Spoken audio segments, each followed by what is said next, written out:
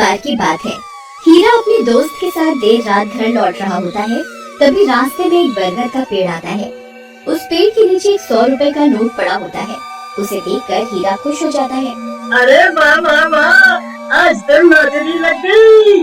रामू भाई वो देखो 100 रुपए का नोट। फिर हीरा वो पैसे उठा लेता है। तभी उन्हें पेड़ में से अजीब सी आवाज आती है।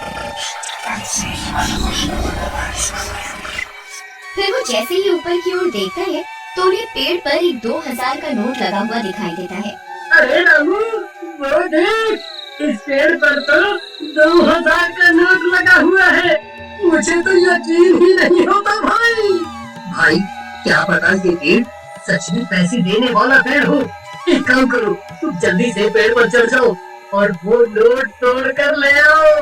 फिर वो 2000 का नोट तोड़ने के लिए पेड़ पर चढ़ जाता है और कुछ ही देर में वो नोट तोड़ लेता है।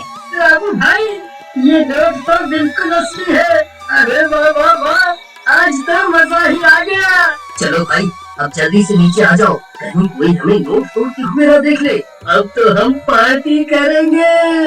अरे हीरा भाई कहाँ रह गए? जल्दी नीचे आओ, कोई हमें देख ना ले। अरे हीरा भाई कहाँ रह गए?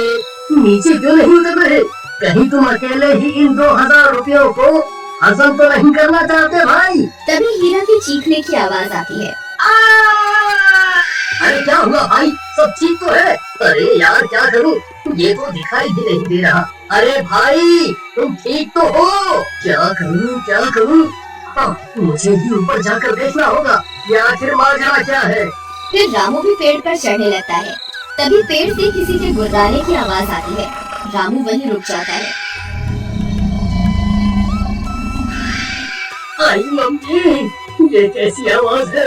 अरे कमबख्त हीरा, ये कैसी डरावनी आवाजें निकाल रहा है? मुझे पता है तू अकेला ही इन 2000 रुपयों को हजम करना चाहता है।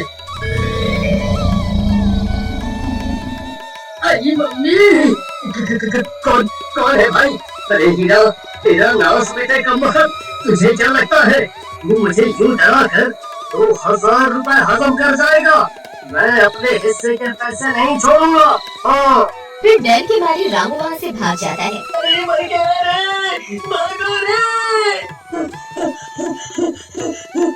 सुबह होने पर रामू सीधा हीरा के घर हिस्से के पैसे लेने पहुँच जाता है। ये हीरा, दरवाजा खोल,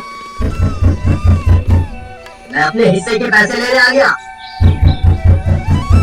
चल जल्दी मेरे पैसे निकाल। फिर हीरा की पत्नी दरवाजा खोलती है। रामू भैया आप, अच्छा हुआ आप आ गए कि कल रात से घर पर नहीं लौटे। मुझे बहुत फिक्र हो रही है, आप कुछ कीजिए ना। कहीं ये कमबख्त सारे पैसे लुटाने के लिए शहर तो नहीं निकल गया? नहीं, हीरा एक नंबर का कंजूस है। वो इतने पैसे खर्च करने वालों में से नहीं है। जरूर कुछ गड़बड़ है।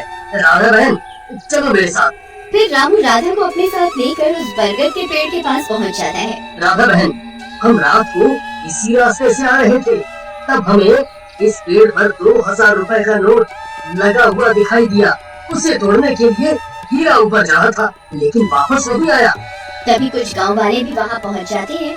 फिर रामू सबको पैसों की बात बताता है। अरे भाई हरिया, जरा पेड़ पर चढ़कर तो देख, हीरा भाई वहाँ है या नहीं? फिर हरिया पेड़ पर चढ़ जाता है और बहुत देर ढूंढने पर भी उसे हीरा का कोई नामो निशान नहीं मिलता। भाई यहाँ ऊपर कोई आदमी नहीं है। ये कैसे हो सकता है? हीरा को नीचे भी नहीं उतरा। फिर हीरा गया तो गया कहाँ? कहीं वो चुड़ैल उसे खा तो नहीं गई जो रात को अजीब सी आवाजें निकाल रही थी? फिर सब गांव वाले वहाँ से चले जाते हैं और राधा रोने लगती है। जी आप कहाँ चले गए जी? अब मैं आपको कहाँ ढूंढूं? तुम रो नहीं बहन, हीरा जरूर मिल जाएगा। हम रात होने पर यहाँ दोबारा आएंगे। फिर वे दोनों भी वहाँ से चले जाते हैं। अगर आपको इस तरह की वीडियो में इंटरेस्ट है तो हमें सब्सक्राइब कर लें